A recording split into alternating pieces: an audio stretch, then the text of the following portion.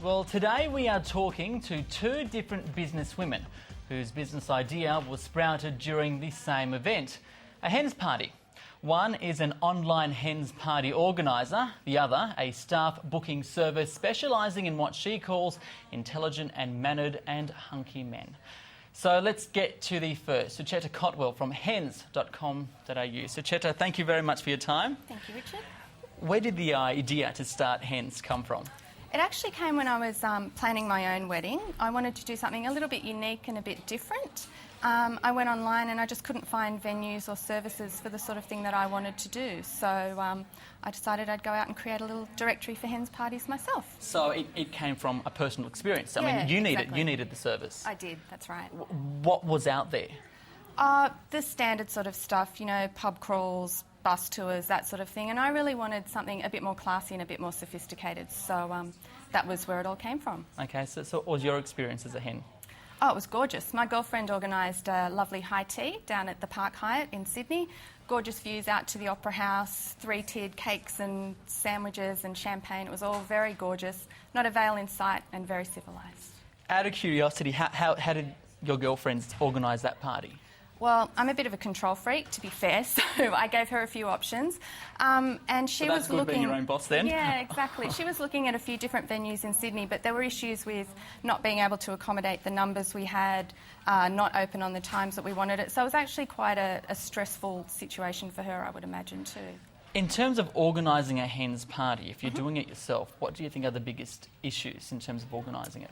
I think the most important thing is that you have to know your hen. So don't organise something completely inappropriate for her. If you know she's a bit of a wallflower, don't, take her out on a boat with a bunch full of strippers because she'll just freak out. Another thing to keep in mind is the cost, because there's the kitchen tea, the hens night, the wedding present, and it all adds up. So I think you really need to keep it at a reasonable cost so that girls can sort of enjoy themselves.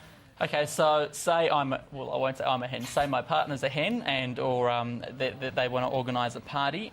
How does it work? How does the website work? How do I access it? What's on there? Okay, it's really, really simple. It's divided into 5 sections. So there's a pamper hen, sexy hen, wine and dine hen, unique hen and gift hen. So then, for example, you'd go on and say, my girlfriend fits into the pamper hen category.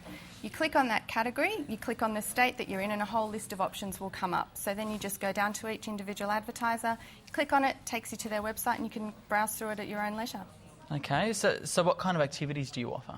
Oh, we've got stacks. Life drawing with a hunky male model. So that's, you all sit around with your easels and your champagne and a naked male model.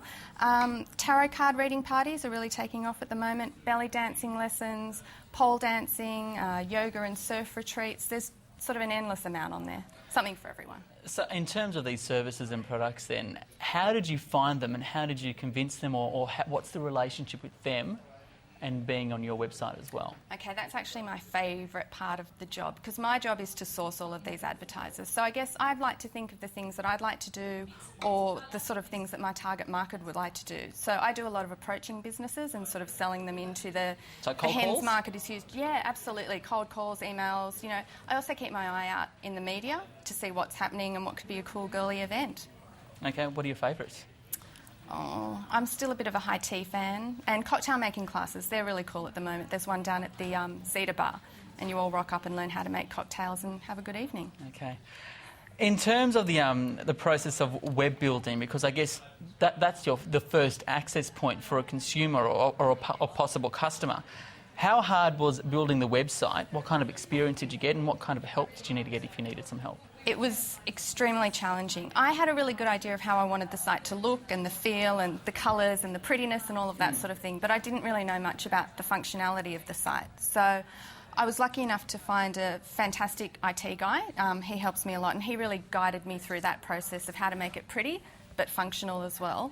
And he's really good. He's across a lot of the technology, so anything that I don't know about, he can let me know about and we can then add it into the site. Because I guess that's a lot of thing with people wanting to get into business. They've got an idea. A lot of it's now internet-based because obviously the costs are lower, but they might not have a clue of how to put together an internet site. So how did you find this guy in particular? He was actually referred to me through a graphic designer.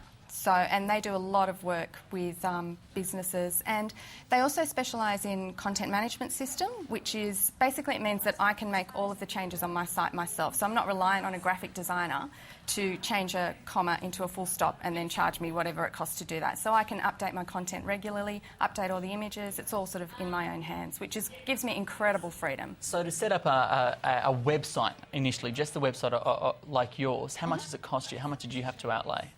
I probably outlaid around probably 10K all up, and that's with graphic design, logo design, business cards, website, all of that complete.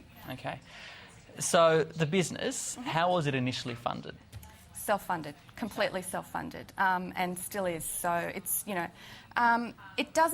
requires the website build, but apart from that, I run it from home, so all I really need is a computer and a phone. And in terms of growth, when did it start, and what's turnover like at the moment? It's building day by day. I started originally in New South Wales. I'm based in Sydney, so I did a sell into New South Wales, and then we've gone to Victoria, Queensland, and now heading over to the West Coast. So it's grown in that way. It's also grown in terms of the content. It's now more of a hens resource, so we've got a celebrity hen section. So every month we talk to a famous Australian girl about her hens party. Mm-hmm. We've got a chick stuff section. And you find it easy to get them to come on and then talk about it? Oh, they're a little bit shy, and some of them have magazine deals which preclude them. But a lot of them, the hens part is really the fun part of the wedding. It's not the stressful part. It's the let your hair down and relax part. So they're quite happy to share that with us. Okay. In terms of marketing and advertising techniques, what are you using to build the brand? Originally, when I launched the site, I did some ads with the 2 leading bridal magazines. That was mainly a branding practice. Now, 80% of the business of the website comes from search engine. So my main focus is on search engine optimisation. So that means coming up high on Google, MSN, Yahoo, all of that sort of stuff. And also trying to pick up media coverage, editorial, magazines, all of that sort of information as well.